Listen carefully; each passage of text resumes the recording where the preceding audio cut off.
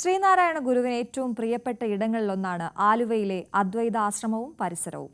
ആശ്രമത്തിനൊപ്പം സംസ്കൃത പഠനത്തിനായി ഒരു വിദ്യാലയവും ഇവിടെ സ്ഥാപിച്ചു. 1924 ചരിത്ര പ്രസിദ്ധമായ സർവമത സമ്മേളനം നടന്നതും ഇവിടെ വെച്ചാണ്. പെരിയാറിന്റെ മറുകരെ മുഖം നോക്കുന്നു സാക്ഷാൽ പരമശിവൻ. പുഴയൊഴുകി വരുന്ന വഴിയിൽ കാലടിയിൽ ആദിശങ്കരനും.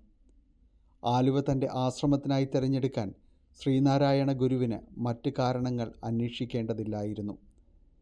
വർക്കലയിൽ 1912 ശാരദ പ്രതിഷ്ഠ നടത്തിയതിനു ശേഷമാണ് അനുയായികളുടെ സഹായത്തോടുകൂടി ആലുവയിൽ മഠം സ്ഥാപിക്കുന്നത്.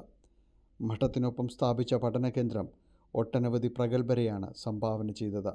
വളരെ പ്രഗത്ഭരായിട്ടുള്ള അധ്യാപകരെ ഗുരു അദ്വൈതാശ്രമത്തിനോട് ചേർന്നുള്ള സംസ്കൃത വിദ്യാലയത്തിൽ നിയോഗിക്കുകയും ഇവിടെ പഠിതാക്കളായി എത്തിച്ചേർന്നവരൊക്കെ തന്നെ പിന്നീട് സമൂഹത്തിൽ വളരെ ഉന്നതമായ സ്ഥാനങ്ങളിൽ എത്തിച്ചേരുകയുമുണ്ടായി.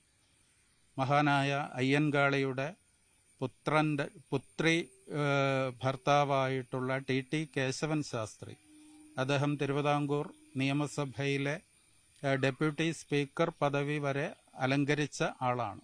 തൻ്റെ സമാധിക്ക് മുൻപ് ഏറിയ പങ്കും ഗുരു ചെലവഴിച്ചത് അദ്വൈതാശ്രമത്തിലായിരുന്നു.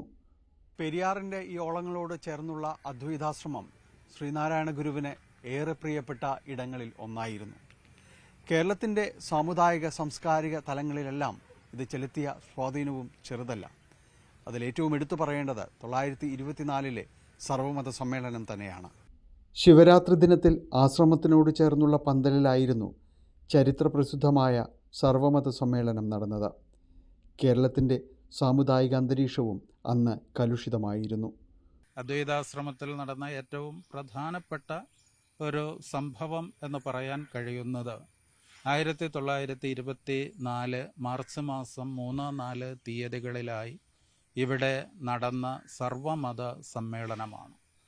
ആ സർവമത സമ്മേളനം ഗുരു വിളിച്ചു ചേർക്കാൻ ഇടയായ സാഹചര്യം നമുക്ക് കൃത്യമായി നിർണയിക്കാൻ കഴിയില്ലെങ്കിലും മലബാറിൽ നടന്ന കലാപത്തിൻ്റെ ഒരു പശ്ചാത്തലം അതിൻ്റെ പിന്നിലുണ്ടോ എന്ന് സംശയിക്കേണ്ടിയിരിക്കുന്നു. ഗുരുസൂക്തങ്ങൾ നിറയുന്ന ആശ്രമത്തിൻ്റെയും പരിസരത്തിൻ്റെയും സ്വച്ഛത തേടി ഒട്ടനവധി ഭക്തർ എന്നും ഇവിടേക്ക് എത്തുന്നുണ്ട്. ക്യാമറമാൻ മനോജ് നാനാട്ടിനൊപ്പം ഡാനി പോൾ, ന്യൂസ് 18 കൊച്ചി.